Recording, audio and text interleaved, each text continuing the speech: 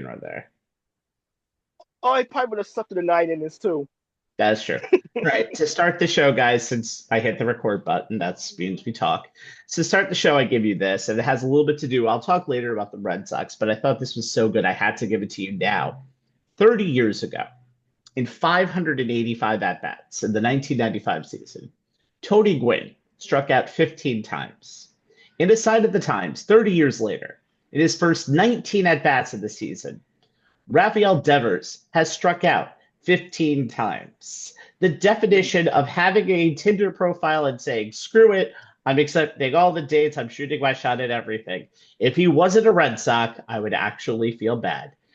Let's get to the sports portion of the show. No more Tinder. I'm Stephen Rabinowitz.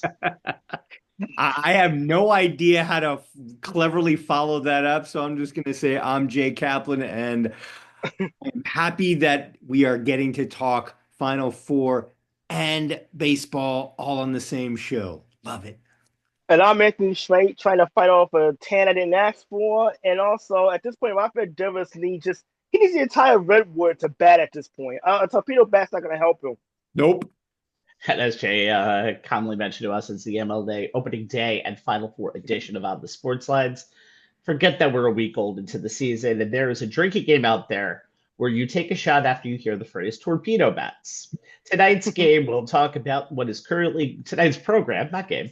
We'll talk about what's currently going on in the 2025 season for our locals and others without reminding you that we're a week into the season. Sorry. Anyway, youtube.com/on the sports lines and facebook.com/on the sports lines is where you can like, subscribe, and comment to the show and comment on how idiotic we are doing the 1 week late season preview. It doesn't matter. Let's go on and let's get in the mood, dim the lights, and have some foreplay. To quote Mike Final. Tomlin, Rabbi, we do not care. No, we don't. Anyway, once again, let's dim the lights and have some foreplay. Final foreplay, that is. April 5th, 2008, San Antonio, the first ever Final Four that featured all number one seeds. That was won by the Kansas Jayhawks. April 5th, 2025, San Antonio, the second ever Final Four featuring all one seeds. Only difference in 2025 is on the pregame panel, Charles Barkley will be complaining about the big old women in the River City. I love San Antonio. Screw you, Charles. All right, let's talk about the games. Matchup number one in San Antonio features the two teams that dominated the SEC, and that's regular season champ Auburn and conference tournament champ Florida. It's the Gators' sixth Final Four. It's the Auburn Tigers' second Final Four.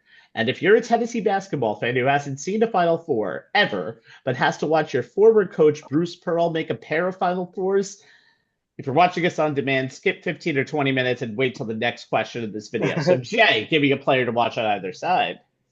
For Auburn, it's Janai Broom, and for Florida, it's Walter Clayton Jr. You guys have heard me say this for years on the show. In the playoffs, your stars have to play like stars. So it shouldn't surprise anyone who's been watching this year's tournament that these two are my players to watch for this game. Each team's respective offense. This is play through them, and how well they perform Saturday night will largely determine which team advances. The Tigers are the number one overall seed in the tournament, and the additional how much is that right elbow or left ankle left ankle hurting him storyline just adds to the focus that will be on the SEC Player of the Year, Janai Broom. The double-double machine, he had 17 in the regular season, 1 in the SEC tournament, and 3 in the NCAAs, is averaging 17.3 points and 13.3 boards in the Tigers' 4 NCAA tournament games, including both the Sweet 16 and the Elite 8, where he hit the mark in the first half of each game. He'll need to keep that going if Auburn is to get past SEC rival Florida, who won the team's only regular season meeting 90-81, holding Broom, who did have an 18 and 11 double-double with 6 assists and 2 blocks, but they held him to just 8 of 19 from the floor. The question is whether or not that right elbow and or that left ankle will hamper him, and for Auburn, reduce the amount of time they can run their offense through him. He did look like he was protecting the elbow when he was on defense and going for rebounds, though it didn't seem to bother him shooting-wise. He put up 22 points and 12 rebounds. He'd finished with 25 and 14 when he went down with 10:37 left in the second half against Michigan State. Auburn was up at 50-40 at the time. It looked like he was done. In fact, he said those exact words. I'm done. After trying to block a shot, he appeared to simultaneously land on his left knee and right elbow as he tried to protect himself as he fell. The rest of the story will live in Auburn basketball lore for all time. After X-rays showed no damage and he was cleared to return, he ran out of the tunnel and pretty much straight up to the scorer's table. He checked back in with 5:29 left and knocked down a triple 50 seconds later to push Auburn's lead back up to 12. Shades of Willis Reed. Look it up, young ones. The Spartans had chances late, including one to cut the deficit to 5 with a minute left, but the Tigers held on. Look, with bigs like 6'11 Alex Condon and 6'9 Thomas Haw, who had 17 points and 10 rebounds and 16 points and 9 rebounds, respectively, in the Gators' win back in February, along with 6'11 Ruben Chingliu, Florida has plenty of size to throw at the 6'10 Broom, and they know how to defend him. So if he's not 100%, then his uncanny ability to dictate the pace and flow of the game, he never seems to get sped up no matter what opponents try and do to stop him, allowing him to score almost at will, not to mention his ability to pass out of double teams, giving Auburn's 40% three-point shooting guards good looks, will be reduced and thus less of an advantage for the Tigers, forcing more of their offense to go through guards Chad Baker-Mazara and Tahad Pettiford. And the defense, which couldn't seem to stop anyone as they lost 3 of their last 4 games prior to the NCAAs, allowing at least 1.13 points per possession in the 3 losses, but appeared to have righted the ship once March Madness began. Only Creighton managed 1 point per possession. Will also struggle if Broom cannot be the active defender and rim protector the Tigers need to keep the Gators' bigs out of the paint. Bottom line, as good as Auburn is, Johni Broome needs to be the player of the year version himself for the Tigers to have a chance to cut down the nets in San Antonio. Now for Florida. When the Mariano Rivera and Steph Curry comparisons were made both during and after the Gators' comeback win over Texas Tech in the Elite Eight, some folks may have thought the broadcasters and writers had taken the hyperbole a little too far. But for head coach Todd Golden and the rest of the team, it was just another example of their best player playing his best when Florida needed it most. A star player playing like a star, or like a first-team All-American, which is what Walter Clayton Jr. is.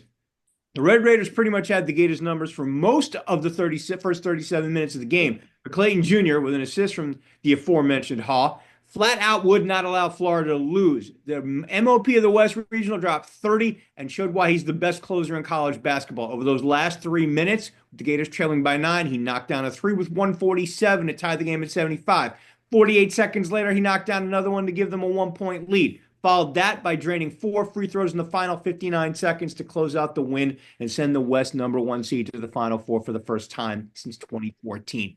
Nothing phases this kid. Not the score, not whether he struggled for those previous 37 minutes. I mean, heck, before those 2 late threes, Clayton was 1 of 6 from beyond the arc. He went 13 of 14 from the line, 11 of 12 in the second half. Golden said it best after the game, quote, "There's not another player in America you would rather have right now than Walter Clayton with the ball in his hands in a big-time moment." And while Florida would prefer not to have to win the way it did against Texas Tech, Clayton Jr. gives them the confidence that they can. Part of the reason the SEC tournament champs, who did not lose a game to a team outside of their conference this season, that still blows my mind, came into this tournament looking like one of the most complete teams, only Duke was given better odds to win the title, was their depth. 7 players averaged 19 minutes per game or better, and their ability to go on the type of scoring binges that just run their opponents out of the gym. The one in that final 3 minutes 14 against Texas Tech, 18-4. They outscored Maryland 47-33 in the second half of their Sweet 16 win after being up just 2 at the break, and they put up 53 points in less than 17 minutes against Norfolk State in their tournament opener. Go back to the SEC tournament final, where Florida and Tennessee were tied at 16-16 with 11.5 to play in the first half. Seemed like the Vols, one of the most elite defensive teams in the nation, had the Gators' number. Fast forward 8 minutes later, the Gators had a 12-point lead, and it helped them hold off the Vols and take the SEC tournament title. As ESPN's Myron Medkoff wrote in his Florida-Auburn game preview this week, quote, "Florida is college basketball's equivalent of a home run hitter in the bottom of the 9th inning. It's never over with the Gators because of the way they can seize control of games, even when they seem out of reach. And a big reason why is Walter Clayton Jr., who is as elite a shot maker and bucket getter as there is in the game. Auburn is well aware of this, as the 13 points Clayton Jr. poured in over the final 5:40 of the first half of the team's regular season meeting was a big reason the Gators went on to win and snap the Tigers' 14-game winning streak. In the 10 games since the Gators' last loss, 88-83 at Georgia back on February 25, including all of their SEC and NCAA tournament games, Clayton Jr. has averaged 20.6 points per game on 44.3% shooting from the floor, 42.9 from three on a little over 8 per game, and 86.8 from the line on over 5 attempts per game. If there is one player in the Final Four who can lead his team to victory by the sheer force of his will, it's the Gators senior guard. He's 80 minutes from ending his season as Florida and as a Florida and NCAA tournament legend. And if he's cutting down the nets next Monday night in San Antonio, the chances are we'll no longer chalk the Rivera and Curry comparisons up to overdone hyperbole. The number 3 all-time scorer single season for Florida, which is insane considering what they've had in that program, especially in the 21st century. Yep. Okay. The second matchup, Anthony, around 9 p.m. Eastern Saturday night, is a dandy and worthy of the main event in my view. Duke, the ACC regular and postseason champs, they've only lost one game in the calendar year of 2025. Houston, the Big 12 regular and postseason champs, they've only lost one game in the calendar year of 2025 as well. Time to battle. And Anthony, give us the artillery that each team is going to bring to the court, one player from each side. Well, the player for Washington Duke is kind of a Captain Obvious. And Jay, you know this guy. His name is Cooper Flagg. Who's probably on one of the best. Who? Yeah, that guy. Yeah, he's probably one of the. Yeah, he's perhaps on one of the best postseason runs for a freshman in college basketball history. When you think about the numbers he's putting up in this tournament, 19.5 points per game, little under 8 rebounds to go with 5.3 assists and little under 2 blocks per game, which is literally unheard of as a freshman. And it gives me Carmelo Anthony 2003 flashbacks to the last time me personally saw a freshman with almost immediately with an impact on road to a national championship. And now his 30 points in the Sweet 16 made him one of the 27 freshmen to hit that milestone in NCAA tournament play. But he also paired that with 7 assists, 6 rebounds, and 3 blocks, and made him one of just 2 players since 1986 with at least a 35-5-3 in a game. He followed out with 16-9-3 against Alabama in the Elite Eight. What's going to stand out, though, for Duke is Cooper Flagg, the playmaker. And obviously, his size and versatility as a defender is going to have to help out the Blue Devils on both ends of the court. For the Blue Devils, they want to, against Houston's defense, they want to be able to get out more transition, try to get more easy baskets, and try to speed up the tempo. We see Houston, and I talked about it actually in our preview show, Houston's bread and butter is defense. They're a great defensive team, one of the tops in the nation for a reason. But for Cooper Flagg, what he needs to do is get established early on as either a scorer, as a playmaker, and try to get the Cougars to maybe set a double team or extra defender out of him, where his playmaker as a passer can maybe open some more open looks for his teammates and open the game up a little bit for the Blue Devils, especially in the half court. On the other side, for the Houston Cougars, I'm looking at LJ Kreider, and here's a tip for him. He could become the first player to win a national championship for 2 different schools. His first 3.5 years in college, he was at Baylor, and part of that 2021 national championship team, albeit in a very small role. He only averaged a handful of minutes, 10 minutes a game, and scored a little under 4 points a game. It didn't really play a whole lot in the tournament. So this year, however, that experience is kicking in. For the Cougars, he's averaging 15.4 points a game. And also, he's one of the best 3-point shooters in the tournament, connecting on little over 41% of his attempts. And he had 30 points in the second round. In the second round, win over Gonzaga, 28 against then Iowa State back in February, and he also scored 30 points in a big non-conference matchup against then number 9 Alabama earlier this season. So he clearly had the knack for showing up in big games. For the Cougars, it's going to be, as I mentioned, good defense and being able to slow down Cooper Flagg, but also they want to be able to kind of muck this game up. And that's pretty much what they've been able to do. The offense have improved. Kreider has been a big part of that as far as the scoring offense since the start of the tournament. And one of the issues going into the tournament was, can they score enough points? They've been able to do that and then some. But again, it's going to come down to the defense and being able to just slow the game down, make it an ugly, just a ugly basketball game to say the least, and also see and their experience and see if the experience went out in the 40 minutes. But also, what happens if they can frustrate Cooper Flag and maybe have him struggle a little bit, maybe have the Blue Devils tempo gets rattled a little bit. So it's going to be it's a battle of two different styles. The Blue Devils, who was a team that fluidity on offense, run through their star player, and the Houston Cougars, who have guys who can score and take it to the basket, but they'll slow down defensive pace. So it's going to be a battle of two different styles. That's going to be the ultimate test, and it's going to see who wins out Saturday night. Well, Jay, I think one of the things that we were mentioning beforehand is the fact that this is probably one of the most offensive Houston teams that we've seen in quite some time, especially from the 3-point line. Yeah. So both teams are multifaceted. Yeah. Both teams are multifaceted and can play different styles. One thing I'm actually interested in before we get to my actual point is the fact that Auburn's kind of, I wouldn't say skated through this tournament, but they breathed easier than other teams. Florida has certainly not in the UConn and Texas Tech games. They were in dogfights. Houston was in a dogfight with Purdue. Duke has not had anything close to a challenge. So it's going to be very interesting to see what'll happen if one of those two teams, Duke or Auburn, although Florida is favored in that first game on Saturday night. It'll be interesting to see what happens if any of those games comes down to the wire. Will those late game heroics from Houston and Florida show up in the clutch? Okay, that's not my point, though, because believe it or not, when I'm talking about a storyline of story, we have four Titans going against each other, and these are four teams who are in the top 10 in the Ken Pom efficiency ratings.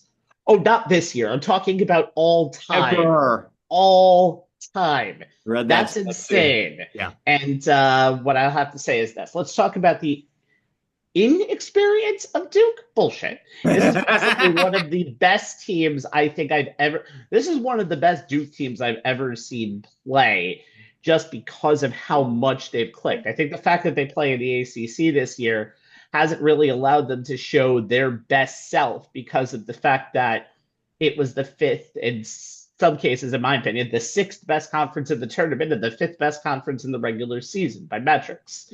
Cooper Flag can, of course, become the fourth freshman ever to lead a national champion in scoring averages. The names, Carmelo Anthony and Anthony Davis, are known. The other one, Jahlil Okafor from the 2015 Duke championship team.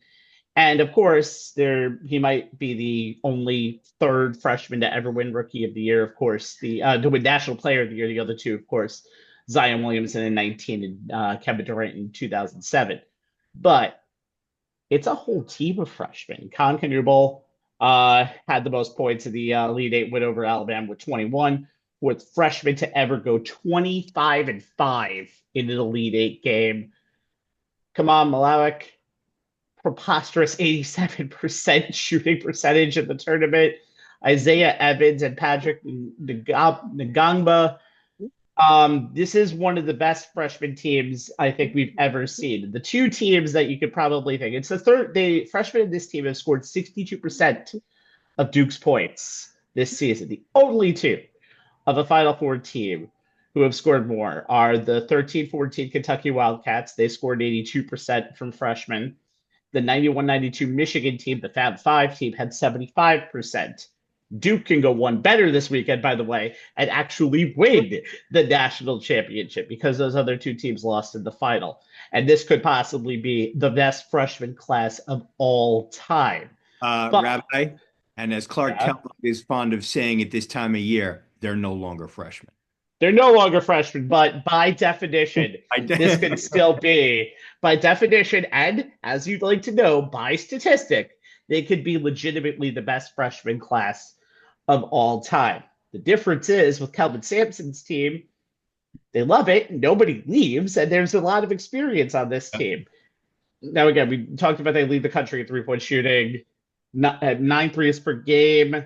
Under the past 11 years, under Coach Kelvin Sampson, only 3 players in the top 10 of any team rotation have transferred in this. They used the portal really well. They got Milos Uzan from Oklahoma this year. And Jamal Sheed was just one of the best players in America last year. And they plug in him as simple as possible.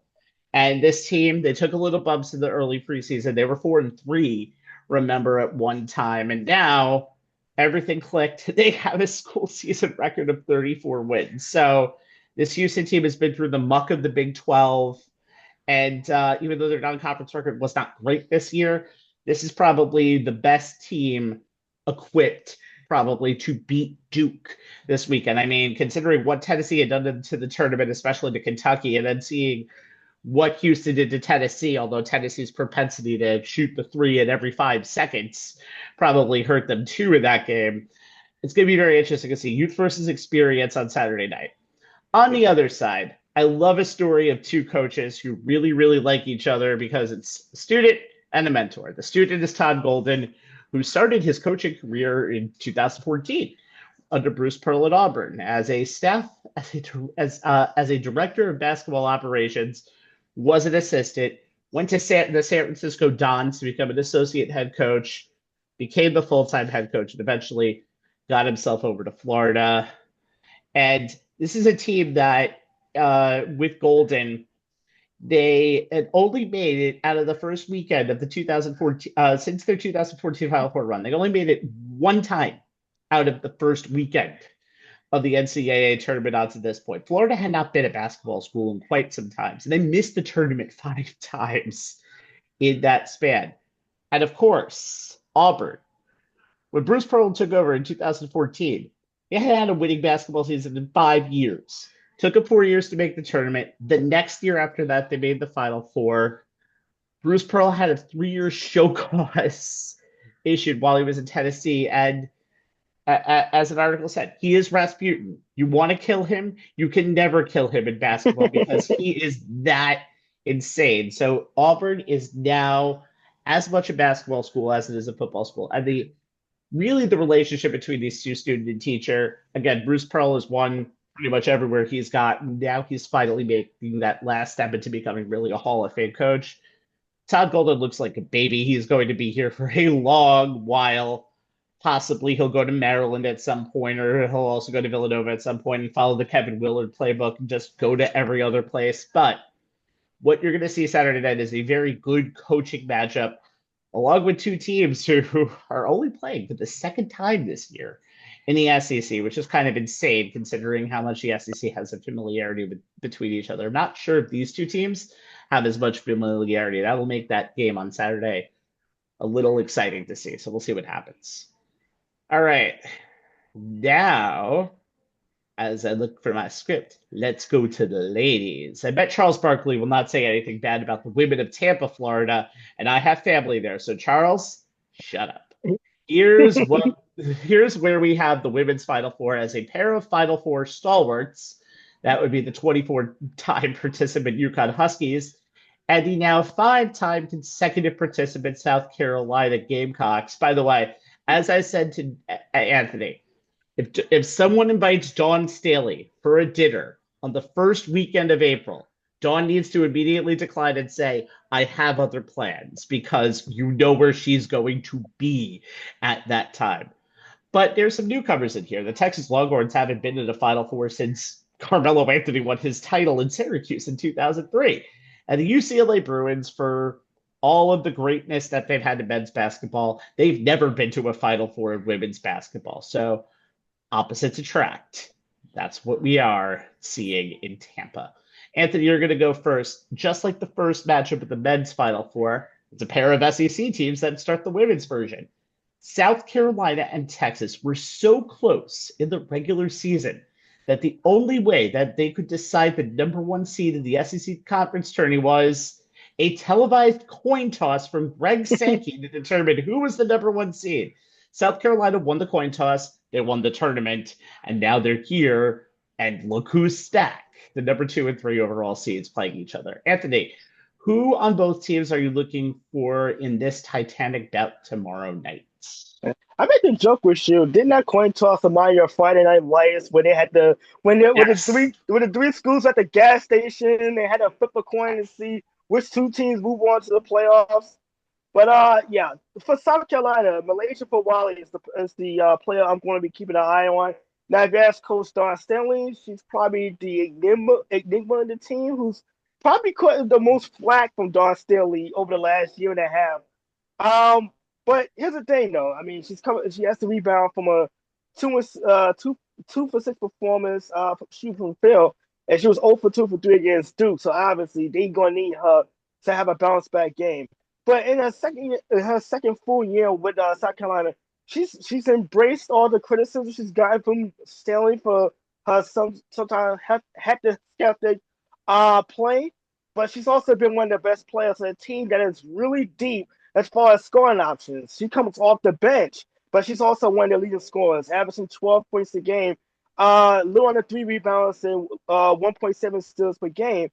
And against Maryland, her ability to slice through the defense and to get open looks is what stood out completely. And that's kind of been her MO. Like, she could be up and down, but when she's on and she's able to just kind of carve through defenses, which could be key coming in, considering who the opponent is, that's something that's really going to stand out. And the Terps had a hard time cutting off angles, trying to keep her away from the basket, and she was just able to get there at will. So that is something to look forward to. And by the way, she's one of several players that average double digits in point scoring for South Carolina.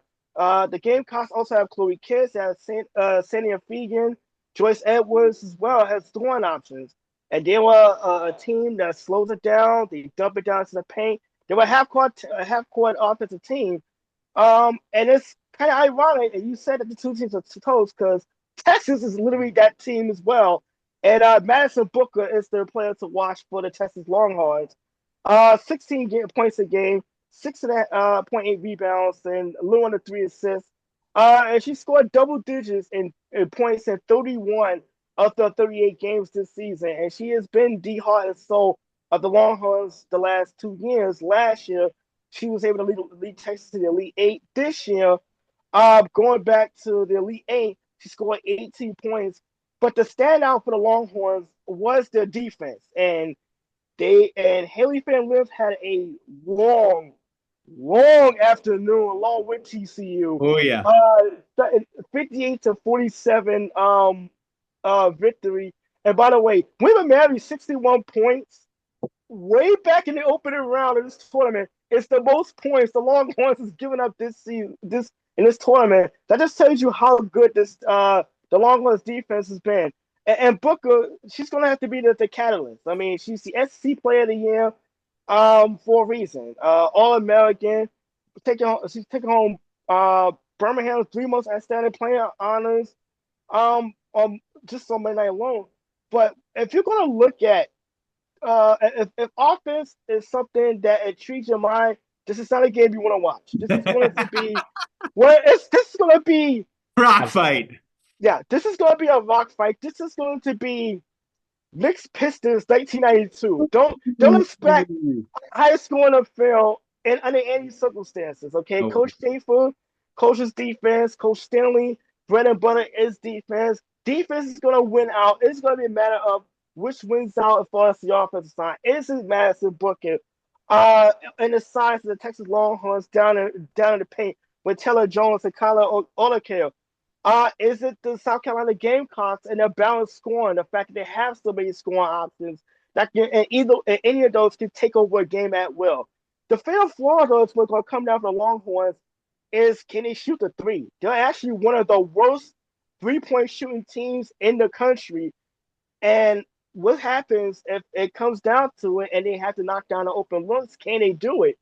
And if so, is that going to be enough to be able to open up the offense a little more against an equally good defensive team in South Carolina? So this is going to be one of those dogfight defensive games that you know what? It's going to be I wouldn't be surprised if it does come down to a 1 or 2 possession game in the final minutes because these two teams have been so mirror matches and equals of one another that, like Rabbi said, it literally came down to a coin toss of who was going to win the conference.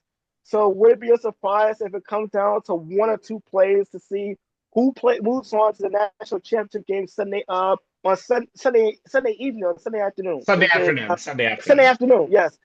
Sunday afternoon. So like I said, this is I'm looking forward to all the Final Four games, but this one in particular because of the similarities in coaching styles. So this one definitely has my eye. One thing that's interesting about Booker is she really just steps her game up against top 10 teams this year. She scored 20.5 points per game, and she's had 20 points per game 14 times this season. By the way, viewers, if you watched last week's Alabama BYU men's Sweet 16 game, the opposite of that is going to be South Carolina, Texas on for the women's on Friday night.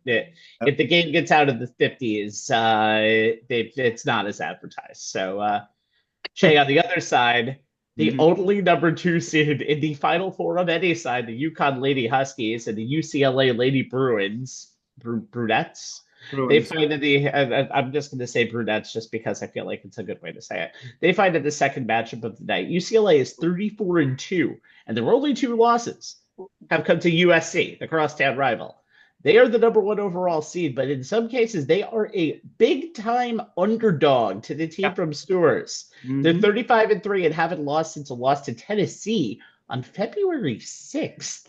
This game I'm looking forward to just to see what UCLA can do for themselves. Give me a player on each side to look at, Jay. And for UConn, Captain Obvious. Yep. Yeah, just like with the 2 players I talked about in the men's Final Four segment, UCLA's Lauren Betts and UConn's Paige Beckers are singular stars who will need to play at that level, the level we saw them play at in winning their region for their respective teams to have a chance to cut down the nets in Tampa. Let's start with Betts because UCLA, as Rabbi said, is the number 1 overall seed. She is the center of attention. UConn, like every other opponent, won't be able to guard the Bruins 6'7" All-American post player with just 1 defender. It'll take an entire group effort, and even then, it may not be enough to prevent her from dominating inside, where she can score with both hands. Shoots 64.9% from the floor and is ranked number 2 in the nation in post scoring per Synergy Sports. She had 16 double-doubles in the regular season and was 3 rebounds short of averaging 1 for the entire season, finishing with 19.7 points per game and 9.9 rebounds. In the NCAA, she's averaging 23 points on 75% shooting from the floor, 9.3 rebounds and 3.5 blocks. The 17.7 rebounds and 6 blocks she had in UCLA's 72-65 Elite 8 win over LSU were actually an off night for Betts after shooting 29 of 33 from the floor. That's 87.9% in consecutive 30.10 rebound games in the round of 32 and the Sweet 16. The Bruins play an offense that spreads out opposing defenses to the point that Betts is able to operate cleanly in space down low and usually against smaller opponents, which allows her to set up so deep in the low post, she becomes well nigh unstoppable. She's also averaging 2.8 assists per game, showing an ability to pass out of double teams when they come, creating 3-point opportunities for guard London Jones and forward Tamia Gardner. Though Betts' 3.0 turnovers per game might be something that UConn can exploit. Now, UConn hasn't seen a post player like Betts all season, and as good as center Sarah Strong has been this year, Gino Auriemma doesn't have much depth behind her to throw at the Bruins' first-team All-American. Yes, center Jenna El Alfie is 6'5", but she's playing only 13.5 minutes per game in the NCAA tournament, and Auriemma has basically stopped playing 6'3" forward Ice Brady.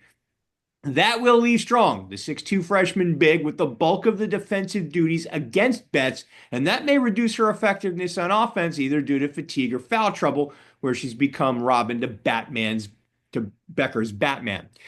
Betts has also improved on defense. She led the Big Ten in blocks, 3.0 per game, and has become as much of a dominant factor on that end of the floor as she is on the offensive end. Put it all together, and you have a player that can single-handedly carry the Bruins to their first national championship.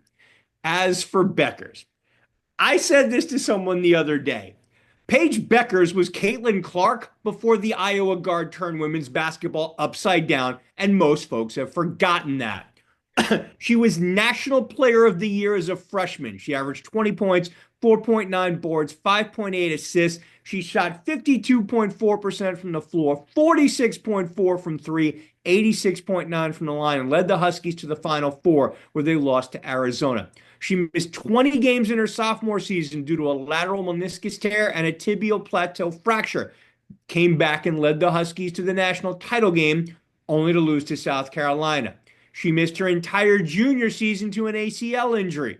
She came all the way back the following year, was first-team All-American, averaged 21.9 points per game, 5.2 boards, 3.8 assists on 53% from the floor, 41.6 from beyond the arc, 83.4 from the stripe, and led the Huskies back to the Final Four, only to lose to Clark and the Hawkeyes.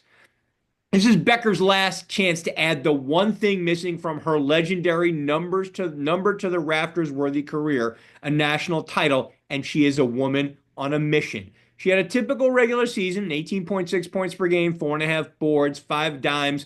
She shot 53.4 from the floor, 40.8 from beyond the arc, 88.8 from the line, as the Huskies went 18-0 in the Big East and 9-2 out of conference, including a huge 87-58 blowout of South Carolina. She upped her scoring to 22.3 in the Big East tournament, but coming into the NCAAs, Orium implored her to take over games from the jump, and to say that she has would be a colossal understatement. Once she hit Spokane, she became Paige Buckets, averaging 35.5 points per game on 59% shooting from the floor, almost 62% from three on 7 a game, 82% from the line on almost 6 per game. Toss in 4.5 boards, 3.5 dimes, 2 blocks, and 3.5 steals, and that's where you have the Spokane Region 4's most outstanding player.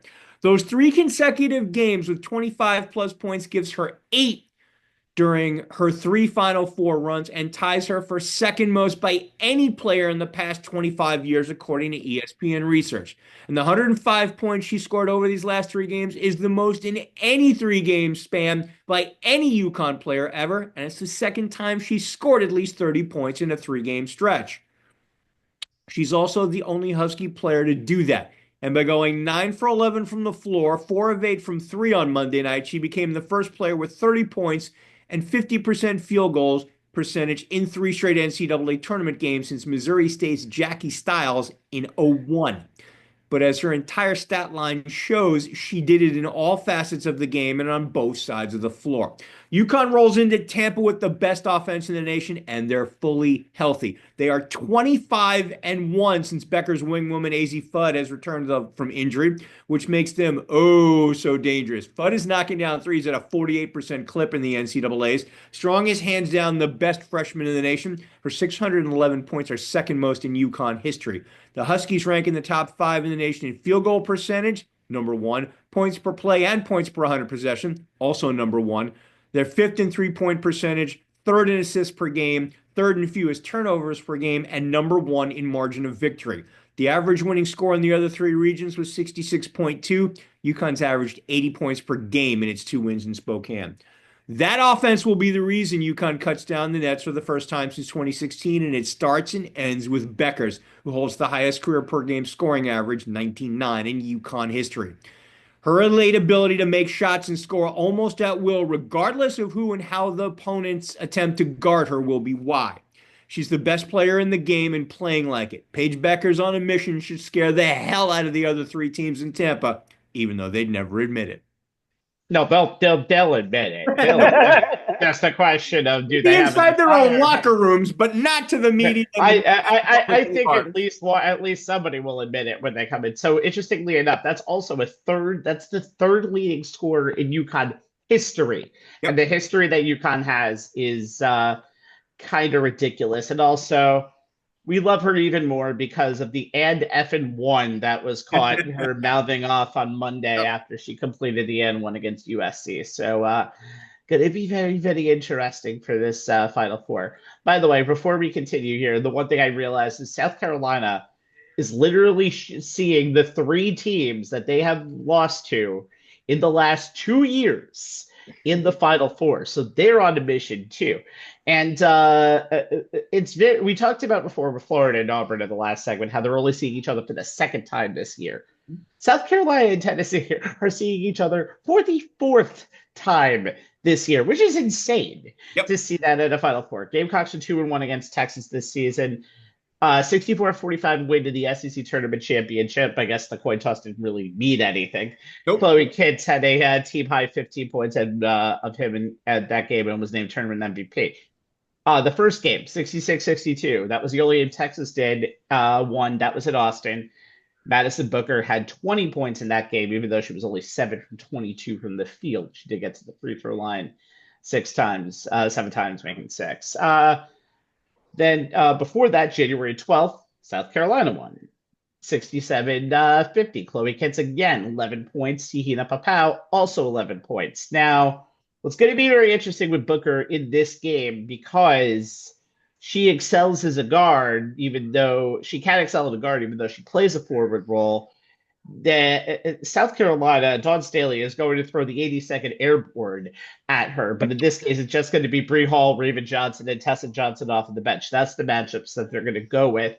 In the SEC championship game, Booker's first points was scored at 151 in the second quarter. Only had 10 points in that SEC tournament game. In 3 games against South Carolina, Booker went 14 for 54.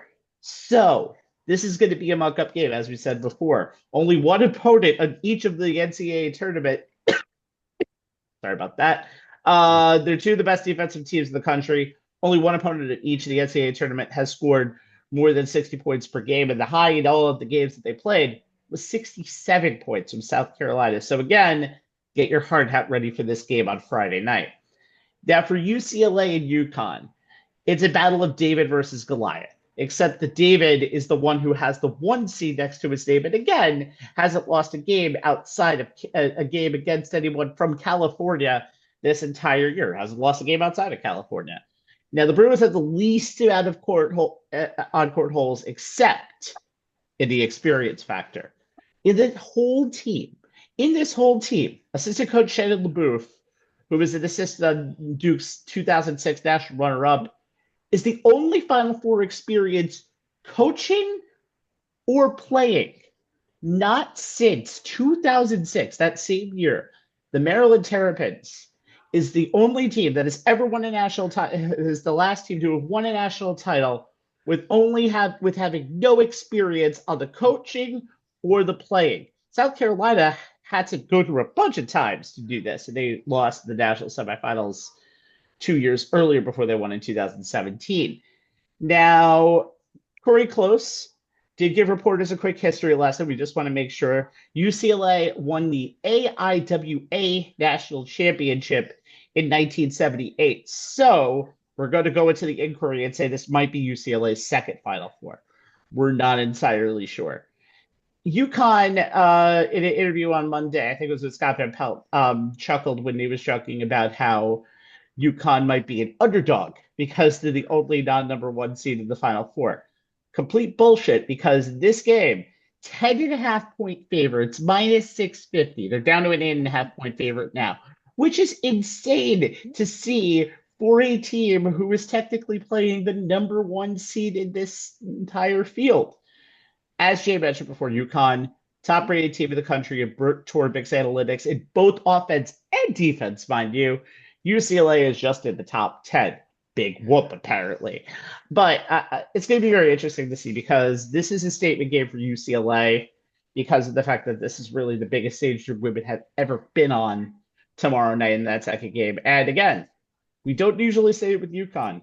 They lose this game, they're going to be in a decade-less championship streak, which almost is unheard of in this generation. So we'll see what happens, but it's going to be very interesting tomorrow night, because who's the real favorite in this game? I don't know. Is UCLA going to really show people that there's a reason why we were the number 1 team in the country virtually almost the entire year since we beat South Carolina and ended their streak? So we'll see what happens. All right, guys, let's move on to the hardwood. It's going to be a very, very interesting season. I believe you mean And the diamond, sir. We were just on the hardwood. listen. I just got to my thing right now. So thanks to the selfishness of Anthony to take a week off and go to Puerto Rico. Sure. Oh, Hey, the man needed that time off. I understand. You know that. Still, we are a week late with our 2025 regular season preview. Play ball, join the fray. I don't care. We'll start our look ahead to the season with the Bronx Bombers. After a World Series loss that featured every mistake imaginable defensively, that Tom Mansky was crying somewhere, still alive, still being like, this is not the team that gets me results. It's an offseason of losses for the Yankees. Juan Soto to free agency, Garrett Cole to Tommy John. The Yankees are looking to take their 94 wins from 2024 and improve in 2025. While torpedo bats, 15 home runs, and a ton of other things defined the first week against Milwaukee, and then a crappy bullpen defined the second series against Arizona, we know the season is going to have a lot of ebbs to go with the flows. Only 156 games left to go. So outside of the Aaron Judge obvious shadow, Jay, pick a hitter in the spotlight. It's got to be Cody Bellinger, and the big question is can he fill the spot hitting in front of Judge? When the Yankees knew that they were not going to get Juan Soto back, they pivoted, and just like Brad Pitt's Billy Bean in Moneyball, GM Brian Cashman attempted to recreate Soto in the aggregate, hoping that adding two professional hitters, both of whom are former National League MVPs, in Paul Goldschmidt and Cody Bellinger, would do the trick. Of the two, the one more likely to return to something somewhat resembling his previous MVP form was Bellinger. And with a left-handed swing tailor-made for Yankee Stadium's short porch and right field, he seemed best suited to taking Soto's number 2 slot in the batting order in front of the captain and reigning AL MVP. Now, having a hitter that can get on base batting in front of Judge, who took advantage of Soto's near MVP season to put up a season of his own for the ages. You guys will remember, he led Major League Baseball in homers, RBI, walks, OBP, slugging, OPS, OPS plus, weighted runs created plus, times reaching base, and Baseball References wins above replacement. So it was imperative for the Yankees to ensure that Judge couldn't get pitched around. Bellinger had what was, for him, a bit of a down year in 2024. He played just 130 games. He put up just a 266, 325, 426 slash line, with a 751 OPS, just 18 homers, only 78 RBI, and a 108 RBAT plus. That's Baseball References version of Fangraphs weighted runs created plus. You'll be hearing me use that stat a lot. I don't think there is any expectation that Bellinger will put up his 2019 National League MVP numbers. That year he hit 305, 406, 629. With that slash line, a 103.5 OPS with 47 homers, 115 RBI, 121 runs scored, 15 steals, and a 166 RBAT plus. Other than the average and stolen bases, everything was a career best that he's never approached since. That being said, I think the 2023 version of Bellinger is attainable, especially with the changes he's made to become a better hitter, as well as having the advantage of hitting in front of Judge. Now, Bellinger also played just 130 games in 2023, but he put up a 307, 356, 525 slash lines, an 881 OPS, 26 homers, 97 RBI, 95 runs scored, 20 steals, and a 141 RBAT plus. He won his second Silver Slugger award and finished 10th in National League MVP voting that season. In his 2 seasons with the Cubs, his strikeout rate was a career low 15.6% after being around 27% in his last 2 seasons with the Dodgers. He also improved his production against left-handed hitters, putting up a 298, 305, 441 slash line to 746 OPS versus left-handers across 167 plate appearances, 161 at-bats in 2024 in what was the aforementioned down year. Prior to that, the year before, 2023, which is the year I think he can get back to, he hit 337, 388, 596 for us in his slash line and a 984 OPS against left-handed pitching across 183 plate appearances and 166 at-bats. For his career, 257, 321, 459 slash line, and a 780 OPS against left-handers. His improved bat-to-ball skills should work well, and with the Yankees' emphasis on taking pitches and working counts, especially from the guy hitting in the two spot in front of Judge, that should improve Bellinger's OBP. But primarily, Bellinger was brought in to pick up some of Soto's 41 homers. Now, according to StatCast, if Bellinger had played all of his games at Yankee Stadium last season, he would have hit 24 home runs, as opposed to just 15 if he played all 2024 at Wrigley Field. Bellinger finished in the 89th percentile in pulled fly ball rate, so playing half his games in Yankee Stadium with his natural uppercut swing should boost his overall home run totals. I like Bellinger, and I think he'll be a good fit in the batting order hitting in front of Judge, but he comes to the Bronx with something to prove. Now, since Aaron Boone said this is overreaction week, I'm not going to make too much of the first 3 games of the season against Milwaukee, where Bellinger slashed 400, 357, 700 to 105.7 OPS with a home run, 6 RBI, and 3 runs scored. But on the flip side, I'm also not going to make too much of him going 1 for 11 with no extra base hits or RBIs in the 3 games against Arizona this week. But that home run was a 450-foot blast and was one of the longest of his career. A reminder that he still has some MVP level pop in his bat. We'll revisit this conversation at the All-Star break, boys. Only Jay could actually make a Billy Beane reference and then say, "Oh well, 2 National League Championship NL MVPs equals one $765 million player." Not sure if the math adds up to that. Also, I'm really looking for Goldie to have a really big year for this team. It's a lot of good people in a lot of situations. Aggregate. Yep. No, but still, it's still a weird aggregate when you think about it. It's Bean math, ladies and gentlemen. No, it's Moneyball math. Go watch the movie. I've seen the movie. Okay, I've seen the movie. We're going to recreate him in the aggregate. This is what he's doing. Yeah, that's still a stretch. It's not Scott Hatteberg is walking through that door. Okay. Man, Bellinger and Goldschmidt better be better than Hatteberg. Come on now. I understand, but it's a loose interpretation, but I understand it. Anyway. I'm taking a little dramatic license, Rabbi. I know you're taking a little dramatic license, and I'm killing that dramatic license. That's what comedy is. No. You That's what comedy is. No. I can romantic about baseball. I am romantic about baseball. No, I'm still going to temper that dramatic license. Okay. Enough. After the losses on the pitching staff, Anthony, there's still a lot more to look at under the microscope at 161st and River Avenue, Anthony. Yeah, Matt Fried is the pitcher I'm going to be keeping my eyes on now. Lost in the one-sided home run derby we saw last Saturday against the Milwaukee Brewers. By the way, yeah, Trevor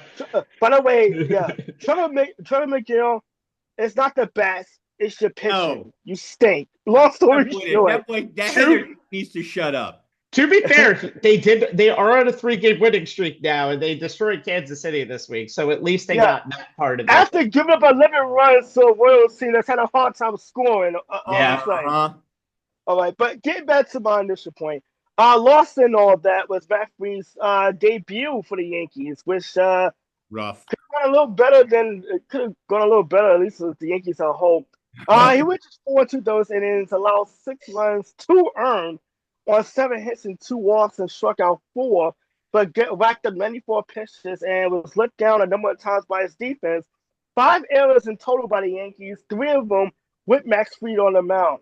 Now, Max Fried signed a $218 million 8-year contract, the largest for a left-hander in Major League Baseball. At the time, he was going to be the number 2 guy on the rotation behind Garrett Cole. Of course, Garrett Cole is gone for the season, and Luis Gil is out of the rotation for the foreseeable future. So you're looking now at a Yankee rotation that is not only short-handed, but now it's going to need the Max Fried that we saw for 8 seasons in Atlanta to step it up. Last year, he was 11-10, but that's not the version that the Yankees need. They need the 17-6 Max Fried that we saw in 2019, and the 14-7 Max Fried we saw in 2021, who, by the way, was on the mound in Game 6 when the Braves clinched the World Series that very season. Mm-hmm.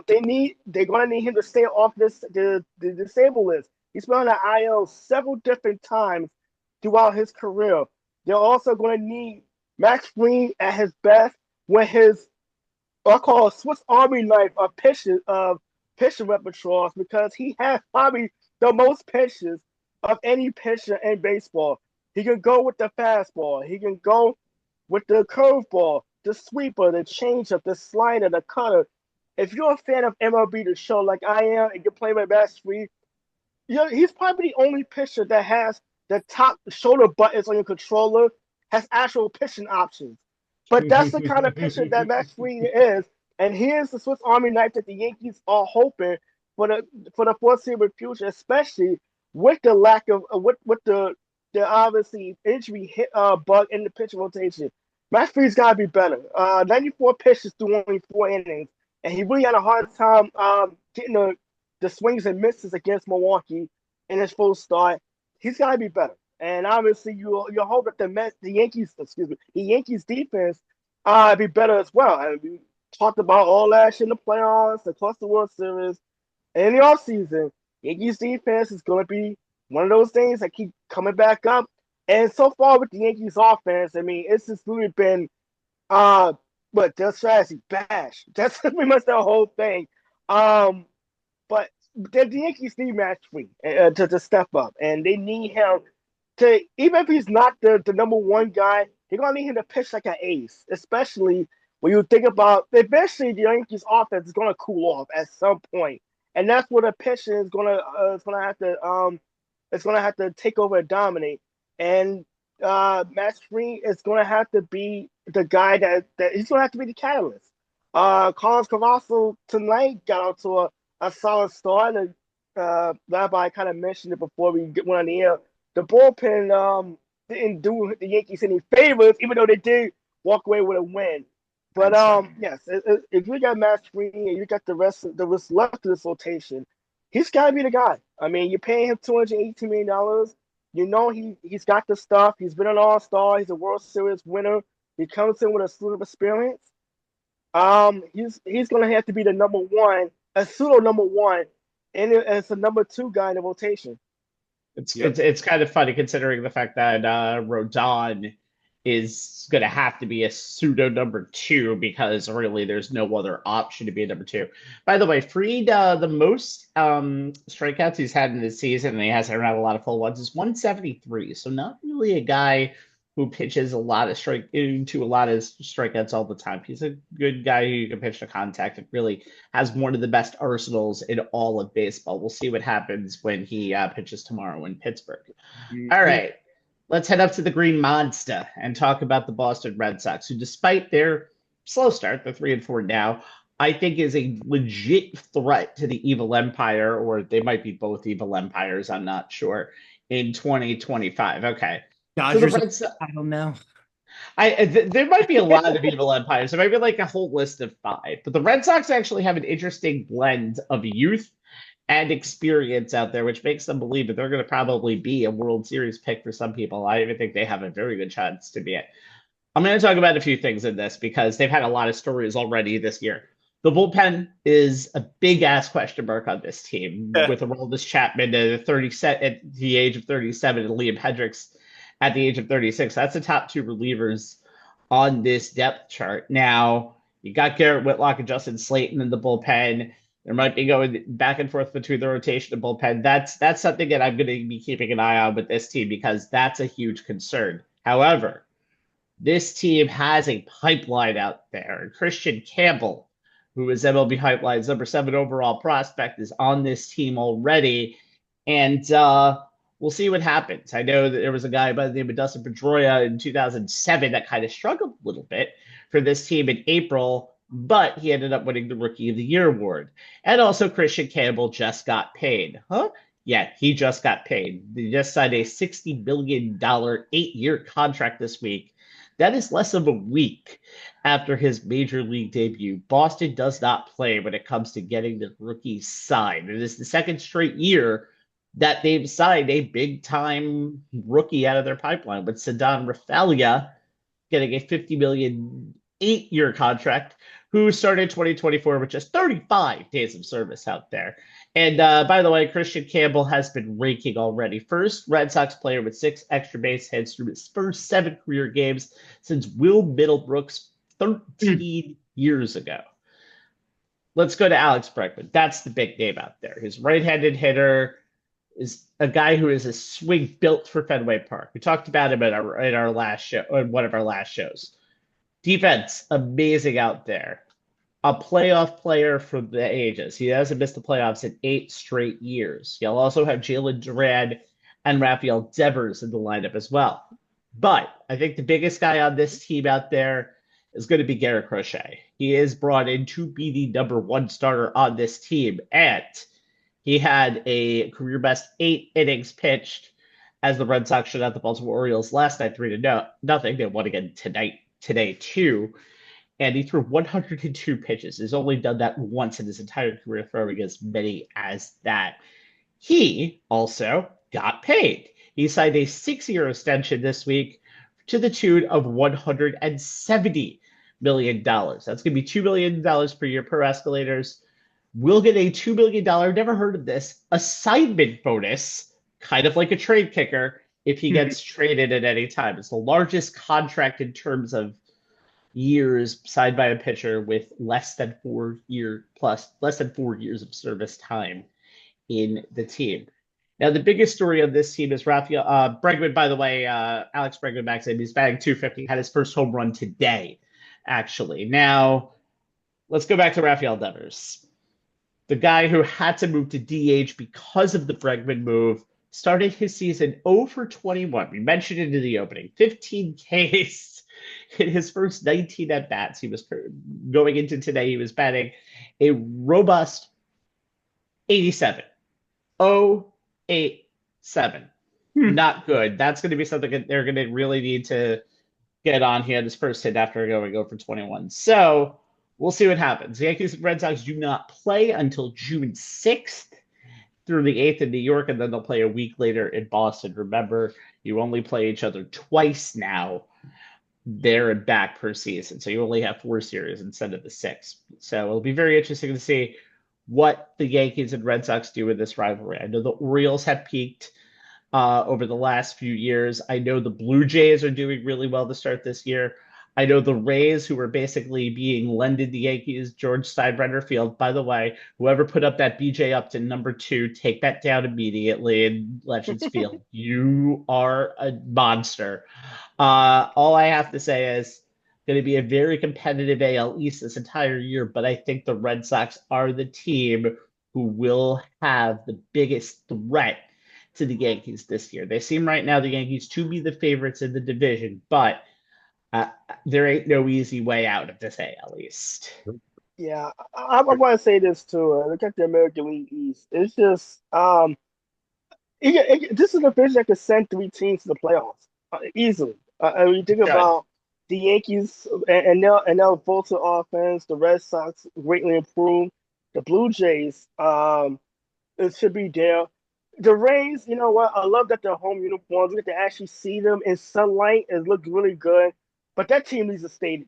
That team needs a new stadium, a new ballpark, or something. I mean, other than the Athletics having a press conference in a garage, this is probably the second saddest thing I've seen, and unfortunate because it's a something out of the power that caused it. But I would like to, I would love to see the Rays find a new home. I mean, Tropicana Field it's not a good stadium for baseball in the first place, and we just gotta see because Florida I think has a vote coming up on that. But the American League East will be a dogfight from now until September. There are 5 teams currently in the AL. 5 teams currently in the AL who are at 500 and better. 3 of them reside in the AL East. The other 2, by the way, are Texas, and believe it or not, it's early in the year. Los Angeles Angels. You would not think of that. They started the season 4-2, but again, 6 games. All right. It's good to see Mike Trout back on the field too. By the way, it is very good to see Mike Trout back on the field, and it's good to see Anthony Rendon not on the field. Okay, the New York Mets had a greater than expected 2024, a rebuilding year that looked as good as that building were midway through the season. It wasn't a rebuilding year after all. It ended with 89 wins and an NLCS berth versus those same goddamn Dodgers, falling in 6 games. But a steady nucleus in most cases, stood together along with one big present grabbed from crosstown in the Bronx and former Yankee Juan Soto. I'm sure Yankees fans aren't bitter about that at all. They gave the baseball prodigy a 15-year contract, the biggest in the history of game. Anthony, say thank you, Uncle Steve. Thank you, Uncle Steve. You're welcome. Anyway, Steve says you're welcome. Jay, while Juan Soto does have to deliver in spades in year one, we're going to talk about another re-signed Met in the spotlight on the hitting side. Yeah, that would be Pete Alonso. And the question that has to be answered here is, can he provide Soto with the protection that he needs? Now, when Juan Soto was contemplating where he'd call 2025 home, one of the important on-field things to him was that wherever he went, he'd have protection in the lineup. You can understand that after the MVP-worthy numbers he put up last season, a slash line of 288, 419, 569, 128 runs scored, 41 homers, 109 RBI. A 989 OPS, a 178 OPS plus, and a 179 RBAT plus, hitting behind American League MVP Aaron Judge. Did that have anything to do with Pete Alonso returning to Flushing? Who knows? But if I was Mets head of baseball ops David Stern, I'd want a guy whose worst homer RBI OPS season was the 34 homers, 88 RBI, and 788 OPS Alonso had last year. I'd want that guy batting behind the game's best hitter. And if I was Pete Alonso, I definitely want to come back home knowing I'd be hitting in behind Juan Soto. And I'd want to do everything possible to improve as a hitter, knowing the RBI chances I'd be getting. Now, with that in mind, Alonso came into camp with a much better understanding of his swing and why it, in his words, got out of control during the regular season, but seemed to be locked in during a terrific postseason run. And how could he replicate that in 2025? According to Mets co-hitting coach Eric Chavez, Alonso, from a technical standpoint, learned the importance of his hips as the source of his power, having them set at the right position at the beginning of his swing, to be able to hold them there, fire them when he wants to, and in the right direction. Chavez said that Alonso, in simpler terms, has learned how to hit, figuring out what he does well and why he does it. The other thing Alonso wanted to improve on was the amount of damage he could do on pitches over the heart of the plate and reduce the amount of time he missed those pitches entirely or fouled them off. Yes, it would seem to be a captain obvious thing, but Alonso doesn't tend to see a lot of those types of pitches, though that may change with how often he comes up with Soto on base. Part of the reason he previously didn't see a lot of pitches over the middle wasn't because pitchers were afraid of him hitting it out of the yard, but because they knew he was prone to chasing pitches outside of the strike zone. If you can get him out that way, there's no need to throw one straight down Main Street. Soto had immediate effect on how the Yankees hitters approach their at-bats, and I have no doubt he'll do the same with the Mets hitters. If that results in Alonso cutting down his chase rate, then pitchers will have no choice but to throw a few more pitches in locations where Alonso can do the kind of damage you'd expect from one of Major League Baseball's best power hitters, who has averaged 43 homers a year in his major league career. Soto's Ted Williams-like ability to get on base might result in Alonso breaking his own single-season record of 131 RBI set in 2022. He's off to a good start, hitting a grand slam for his first home run of the year after a walk to Soto loaded the bases in the fifth inning of the Mets' 10-4 win over Miami on Monday. He followed that by going 3 for 4 on Wednesday with 2 doubles and a 3-run homer. He had 4 of the 5 hardest hit balls of the game with exit velocity readings of 114.5, 113.4, 113.1, and 107.1. Through the first 6 games of the season, Alonso is also off to a good start with limiting his pitch chasing and improving his taking of good swings on pitches over the plate. He was the only Met to do anything with runners in scoring position in the series against the Marlins. The team was 5 for 27 overall. Alonso had 2 of the 5 hits. Now, a 286, 423, 667 slash line, it's a 1090 OPS, and a 204 RBAT plus for the entire season is unlikely. But if he replicates his 2021 to 2023 three-season average of a 250, 338, 513 slash line, it's an 851 OPS with 41 homers, 114 RBI, and an RBAT plus of 134, then I think the Mets would say that he more than adequately provided the liner protection that Juan Soto was looking for. We'll check back in September. One thing that I'm very interested to see with Pete Alonso is technically, he's in a contract year again. It is a 2-year, $50 million contract, but the opt-out's coming after a 2-year, $54 billion contract. And there's an opt-out after 2025. And we've seen last year, we talked about it with Scott Boras clients. We saw the gambles work, Brandon Crawford, and we saw the gambles not work. Ask the Diamondbacks about Jordan Montgomery. They're still paying for it currently. So we'll see how that comes up because Pete Alonso kind of is gambling again this year. I'm thinking if he doesn't opt out after 2025, he's had a very bad season. All right, Anthony, let's talk about the Mets pitching staff. Revamped rotation, bunch of injuries. Fourth right now, by the way, in Major League Baseball and ERA. They were at 238. Last year, it was at how the hell did he do that rotation for a ton of 2024? And the encore for 2025 seems to be going well in the start, but still a lot of players in the spotlight, Anthony, on the mound.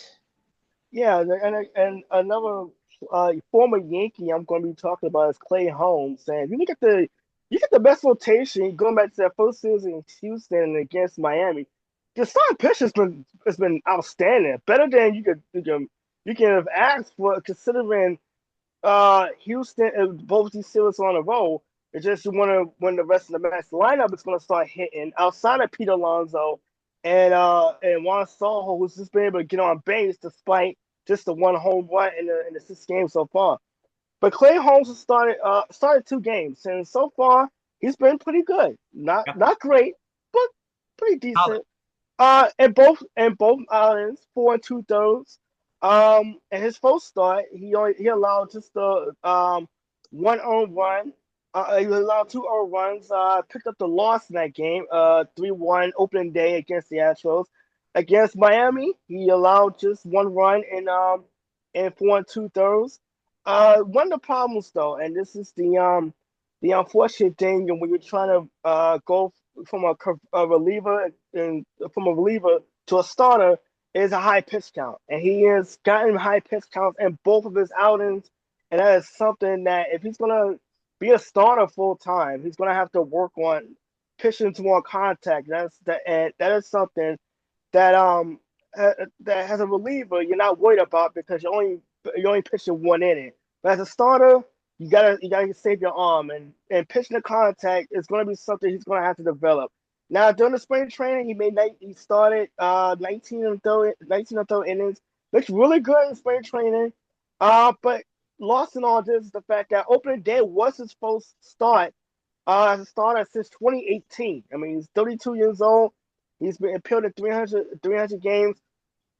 Almost all of them has a reliever, so it's a long way to go. His go-to pitch has been the sinker, and clearly, obviously, as Yankee fans, you know that plenty well. When Clay Holmes is on, he's producing a lot of ground ball outs, and we saw that in Houston for the better part. We saw it in his start against the Marlins. And his off-speed pitches with the slider was actually pretty effective as well.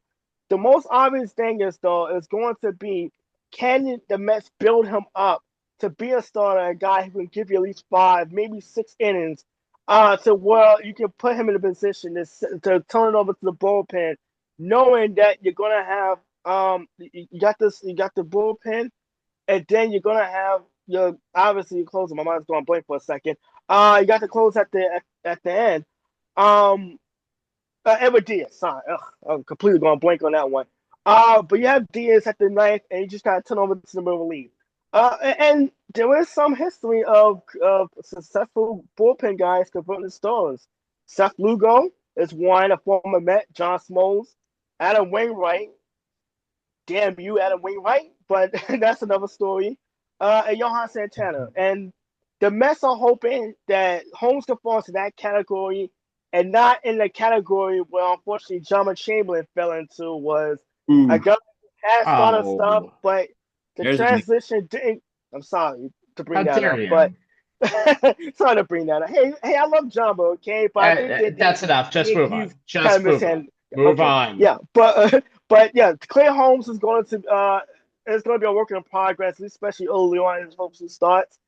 David Stones has worked miracles as if you go back to his Milwaukee Brewer days, as far as getting the most out of what he has. And you saw the starters last year, just out of nowhere become one of the better start rotations at the back end of the season when the Mets made their push to the postseason.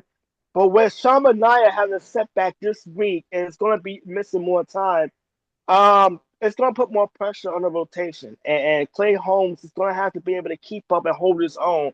Maybe try to extend to a couple more innings and try to get the most out of him. But if you're the Mets, you also don't want to burn him out too soon, considering he has been a reliever almost his whole career. And the transition is not going to be a bumpy, it's not going to be a steady one. But so far, it's been a decent one, at least the first two starts.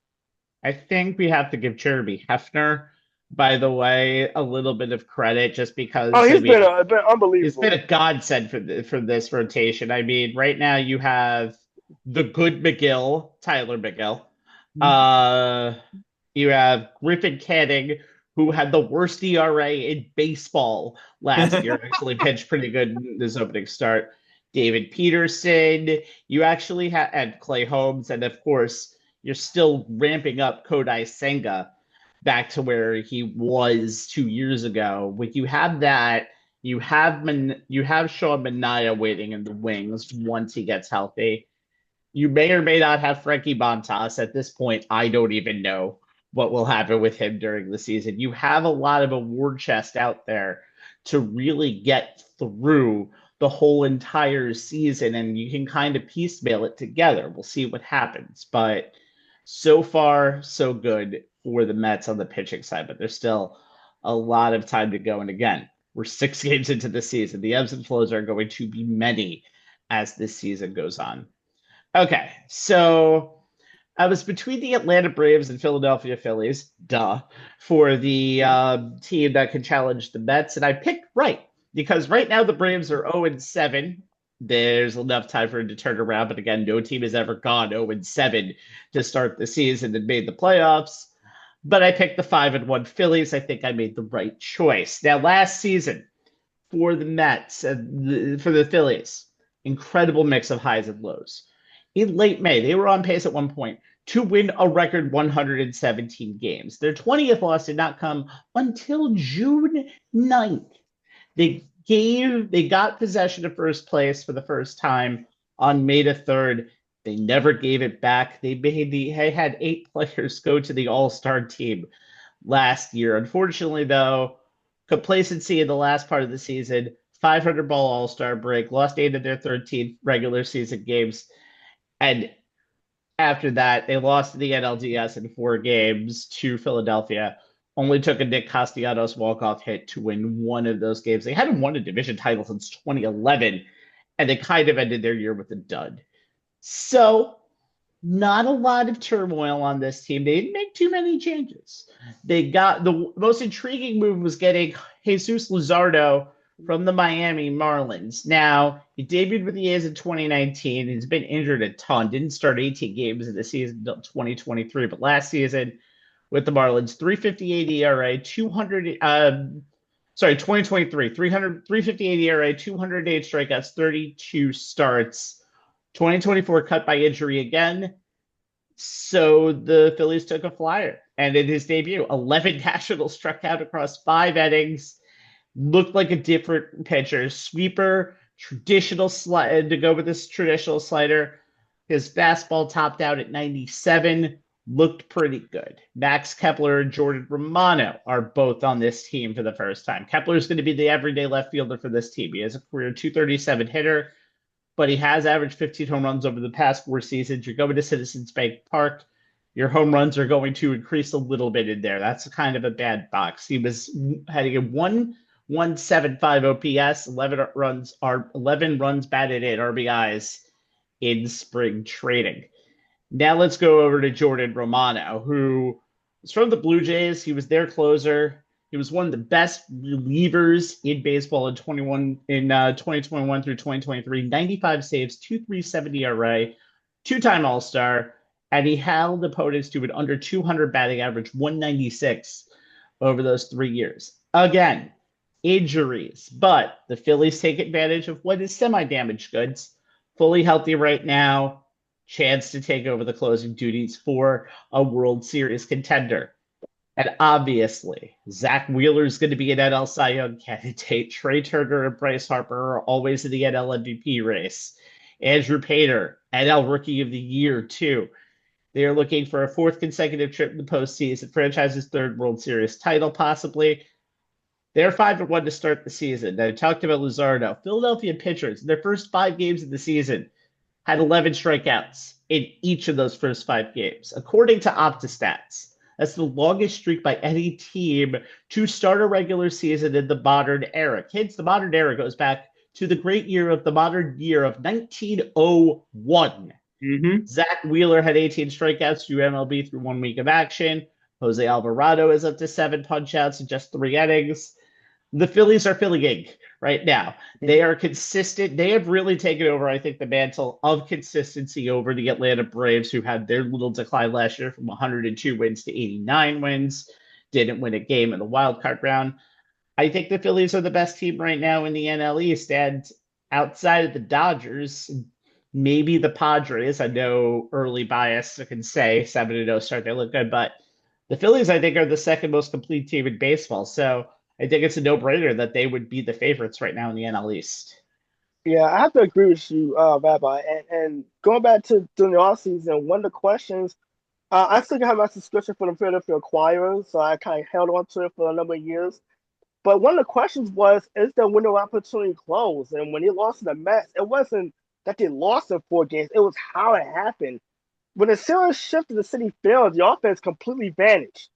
And the bullpen just fell apart completely. It was almost like the Mets just waited out the starters, Zach Wheeler and Ranger Suarez in particular, in their starts, and was able to get to their bullpen.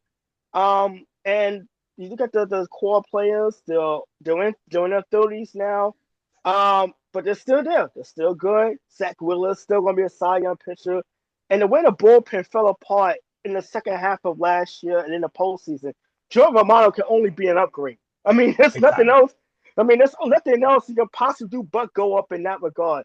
But yeah, the Phillies are down. They're still playing at Citizens Bank Park, which is about as home run friendly as it gets. And with that lineup, you're going to be able to match your way to a number of victories, even when the starters are not there. But you touched on the Atlanta Braves.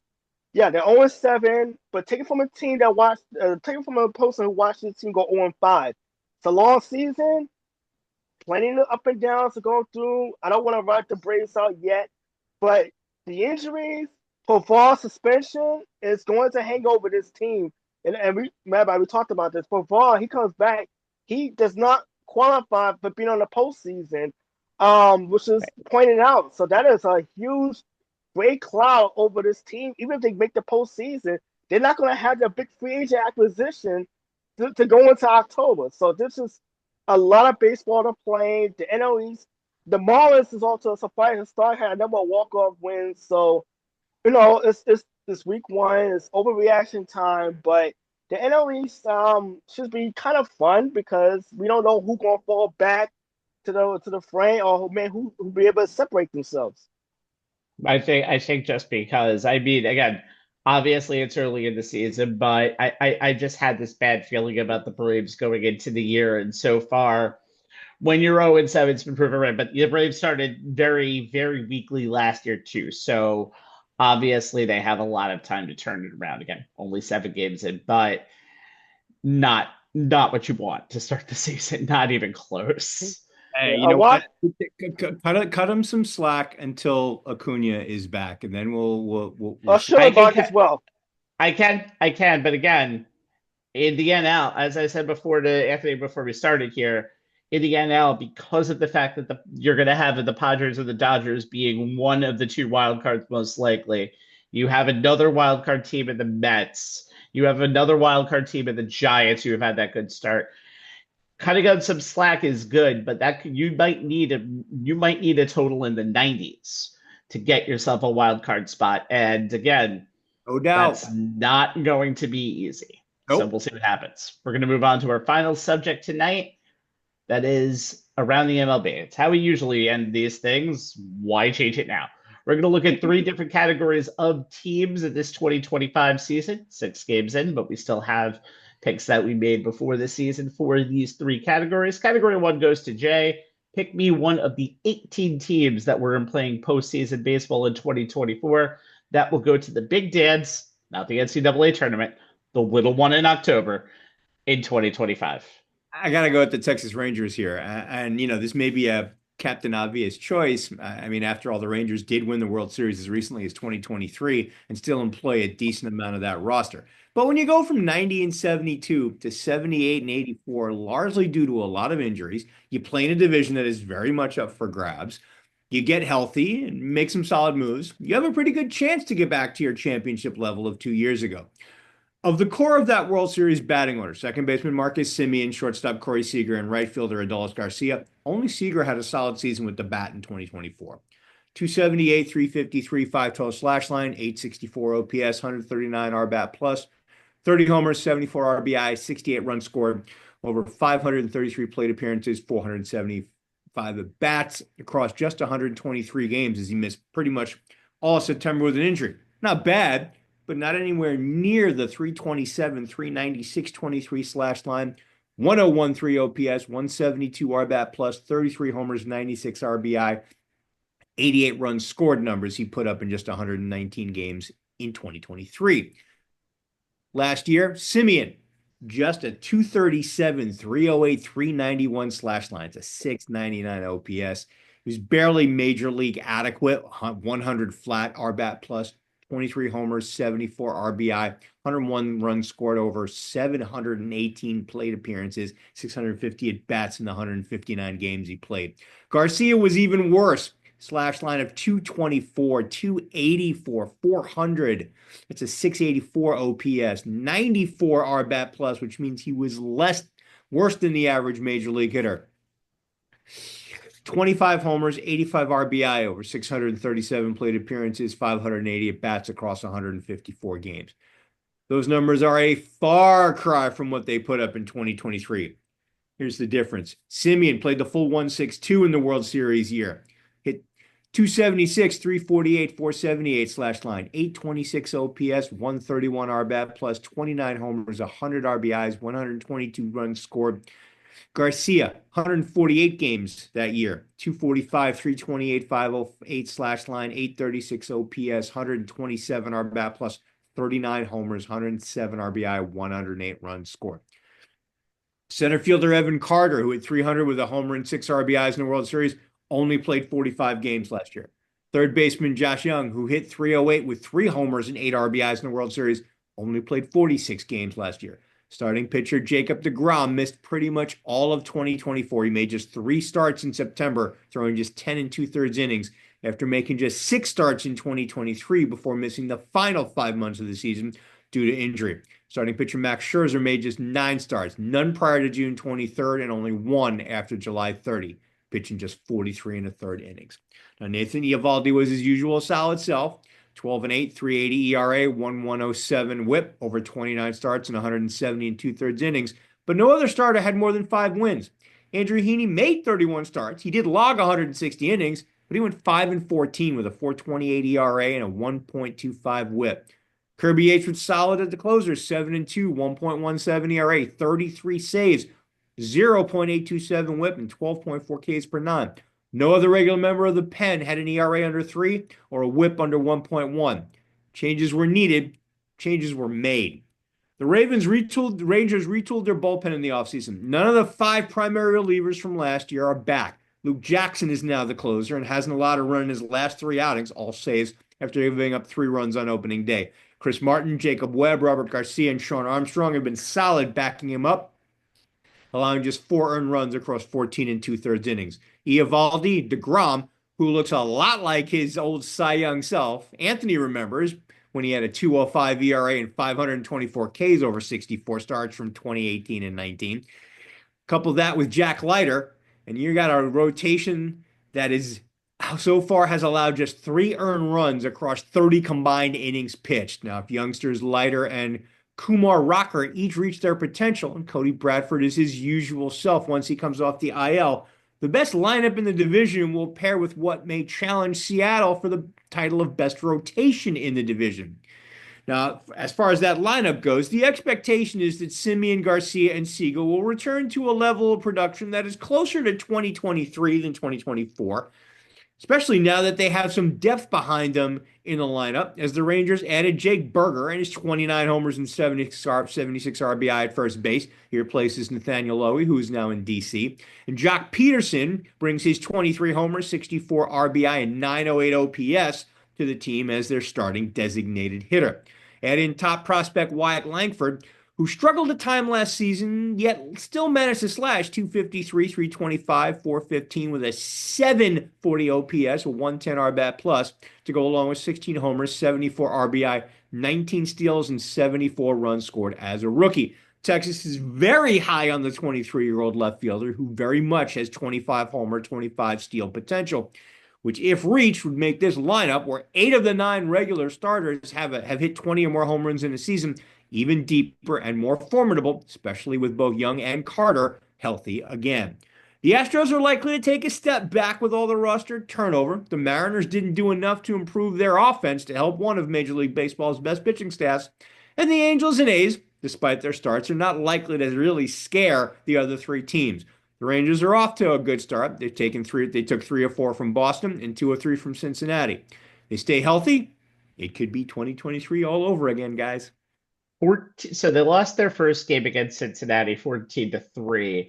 And then, because of back-to-back starts from a complete game for Eovaldi and a great game for Leiter, they won those games, by the way, by the great score of 1-0. So they got outscored 14-5 in that series and still won 2 of 3. Just seeing that pitching staff really click is a beautiful thing to see, although I don't think Mets fans ever want to hear the name Kumar Rocker anytime soon, considering that's the team that initially drafted him, and he never signed. Okay, category 2, Anthony. Which one of the 12 teams who were playing last fall will get an early vacation in 2025 and not make the postseason? I know you had a little trouble with this one. Yeah, we look at the American League Central, and we talk about this. Currently going into tonight, every team is under 500 in that division. Consistency. It was just the White Sox are in contention. Believe it or not, I mean they're in first place technically at 2-4. Yeah, I was like screenshot, like White Sox fans screenshot this. Okay, it may not last long, but I had to settle with the Detroit Tigers, and you can go through, you can pick any of those teams that made the playoffs in the AL Central last year and give a reason why they're not going to make it. But the Tigers are settled on because I think they're the team that has the smallest margin to work with as far as margin of error. And it took them a 31-11 run to the postseason from August 11th to September 27th, coinciding with the Minnesota Twins, who had a 95% probability of making the postseason as early as September 2nd, to completely fall apart to get into the playoffs. And when they got in the playoffs, they actually swept the Astros out of the wild card series. So they pushed the Guardians to 5 games. So it's not like, so they got in and did some damage. But this season, no, it's gonna be a different story. They can't rely on that magical late season run a second time. Before that stretch, they were 55-63 on pace for just 75 wins. And they finished with 86. That was 11 game. It took 31-11 run to basically just go on a 11 game improvement as far as win projections going into the end of the season. But offensively, they're going to struggle. Parker Meadows is out for an extended period of time with a nerve injury. Mac Bowen is also out. Does 2 big blows to that lineup. Meadows, more than anything, in the final 50 games, he hit 299. He had an 857 OPS, and the Tigers were 49-26 in games he started, 33-11 when he was able to record a hit. So obviously, him being a catalyst on offense that didn't score a whole lot, but relied on that strong starting pitching. Now it's even further into a hole. And you're playing in one of the cavest baseball parks in the majors, in Comerica Park. The Tigers have a shot because they do have the star rotation. Terrence Scoble, last year's AL Cy Young Award winner, who is 0-2 now through his first 2 starts, is still there. They signed Jack Flaherty, who looked pretty good in spring training. They also have Jackson Jones, who a lot of people are predicting could be the AL Rookie of the Year. So the strong start pitchers there is going to be a question of, can this offense score enough runs, and can they? And obviously with the AL Central kind of has a whole off to a struggling start, no one is out of it. But you also have to look at the rest of the American League as a whole. We talked about the American League East being potentially a gauntlet going between now and September.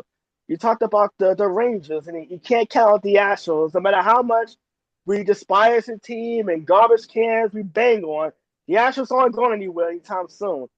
And then you also talk about the other teams in the Central. The Guardians, who was in the League Championship Series, the Royals, who won the division last year, and then the Minnesota Twins, who just fell apart completely. Otherwise, they would have been in the playoffs, not the Tigers.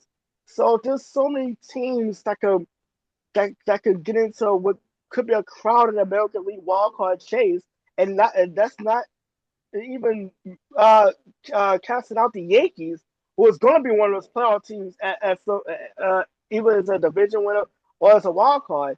Almost every day has to work out the same way for Detroit to get back into the playoffs. Also, they had a really good record of one-run games.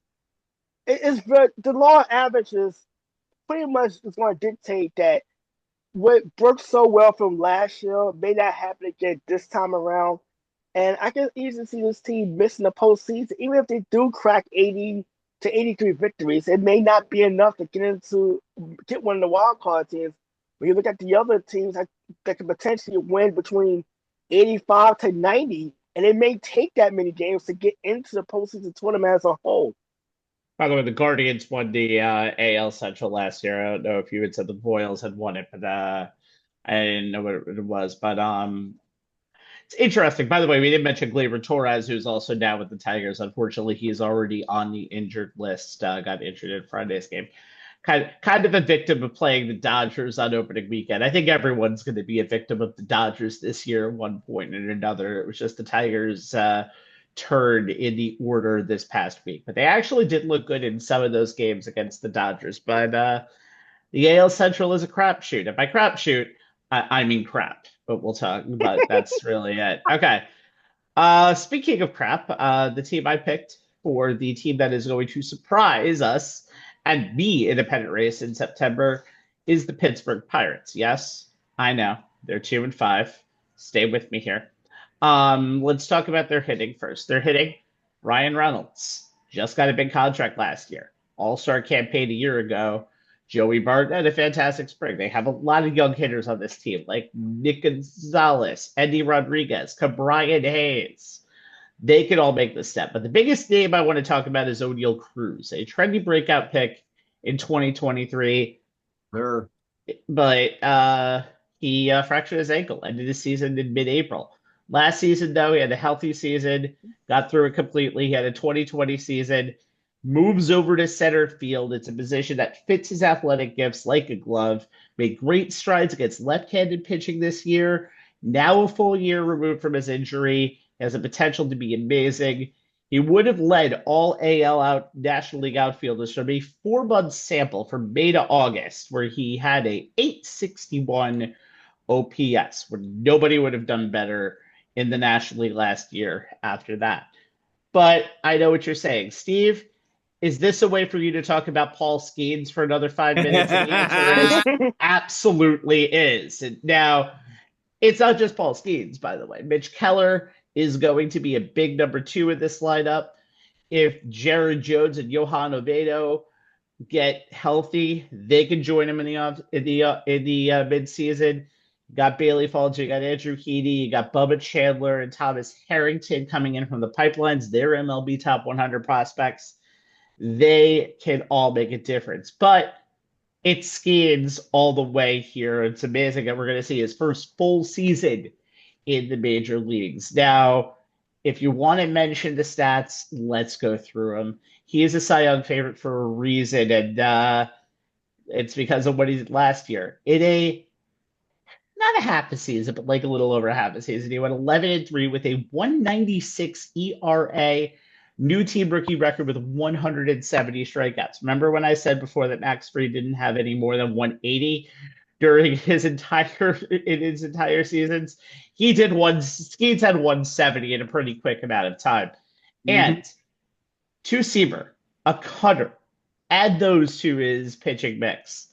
He is going to have a full season, a full training camp, everything where he can do all of that. And that is something that is scary. Scary. He is going to have more innings this year. He's not going to probably get that extra day of rest like he had all of 2024. So more starts. That sample size was the only reason why he finished third at the Cy Young and not first.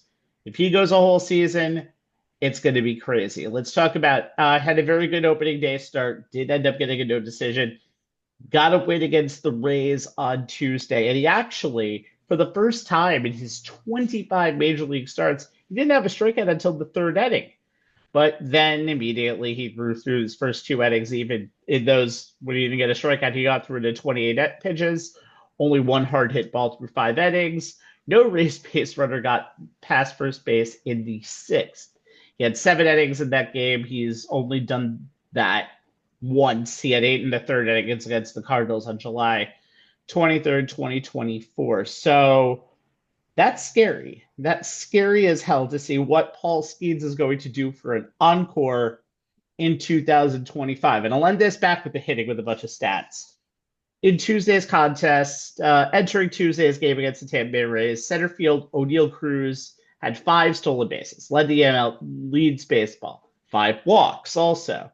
And a name that you'll remember, Jay, Isaiah Kiner-Falefa, ranked second on the team in both categories with 4 each. So Cruz and IKF, first pair of teammates in MLB's modern era. Again, dating back to 1901. To combine for at least 9 stolen bases and 10 walks in their team's first 5 games of the season. Listen, the NL Central is kind of crazy because of the fact that there's no real favorite. We saw what the Brewers, who were the NL Central champs, did opening weekend against the Yankees. Spoiler alert, it wasn't great. And it's a division that's up for grabs. The Cardinals are rebuilding. The Cubs are probably the favorites, but they're inconsistent. It's kind of a mess in that division, and I would not be surprised to see the Pirates compete for that division, kind of like how the AL Central was when we get to September. By the way, you left out one thing. That's MLB The Show cover guy, Paul Skeens, mind you. You know I'm not a video game guy, but yes, I will remember to make my mention of the show at any time when we do this stuff. So, happy baseball season. Happy Final Four for Jay Kaplan and Anthony Strait. I am the man that laughs as much as you do when you see those Duke t-shirts on the White Lotus. Oh. If you know the story, Duke not happy about all of the scenes of the White Lotus that are associated with that shirt and that school. So I hate Duke as much as everybody else does. And I'm Steven Rabinowitz, youtube.com/OnTheSportsLines-On-Demand. I know you're more, but I think we all have a hatred for them somehow, just living vicariously through you. youtube.com/OnTheSportsLines-On-Demand, facebook.com/OnTheSportsLines-Live. Jay, Twitter?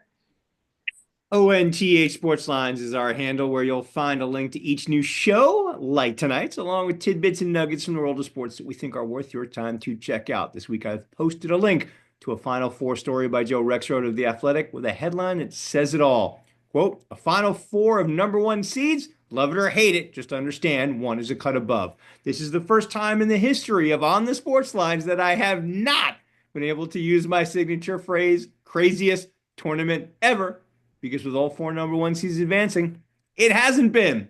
Rexrode sums it up perfectly with this passage. Quote, we're well past the stage of fretting about lost underdog stories. Check back next year as trends are extended or bucked. Give the selection committee a nod for seeding correctly. Take in the best 4 teams playing each other in the 3 biggest games of the season. It's a well-written piece, and it's well worth the read. Check it out. Chalk of the Riverwalk. That's what they've been calling it. I love that nickname. Love the see you madness. love the madness. Love everything about this month in sports. All right. We'll see you in 2 weeks for another edition of On the Sports Lines when we do our playoff preview for the NBA and NHL, whatever's left of our NHL local teams. Good night. Pleasure, everybody. Good night, everyone.